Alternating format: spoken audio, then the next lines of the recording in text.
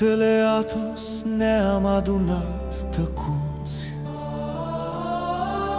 sub cerul larg și norii grei pierduți.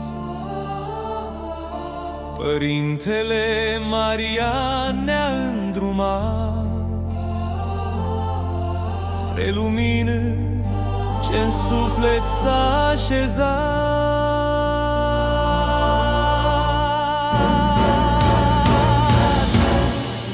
Miluiește-ne, auzi-ne glasul. Aleluia, aleluia, îți cântă tot ceasul. Pace să fie, durerea să piară. Aleluia, aleluia, în fiecare seară. Ionuț, Marius Patrașcu, Viorel cu Andrei, Petru, Pavel și Ioan, Cristian, Răzvan, Andrian, Ivan, Damian, cu Părinte Marii. Iosip Andrian a compus pentru plăcute amintiri. Mișterul precuț de nerpăzitor, Șoferul domn Mihai ca un înger păzitor.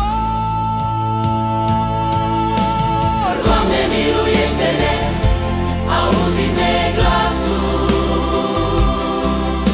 Aleluia, aleluia, îți cântă tot ceasul.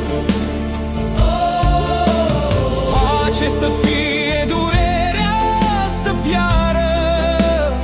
Aleluia, aleluia, aleluia, În fiecare seară ne-am rugat cu suflet pentru toți de pe pământ, ca să fie pace și părinți mereu cu noi.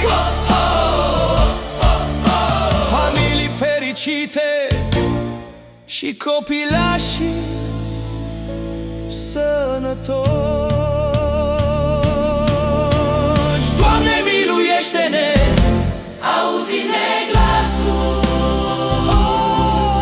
Aleluia, aleluia, îți cântă tot ceasul.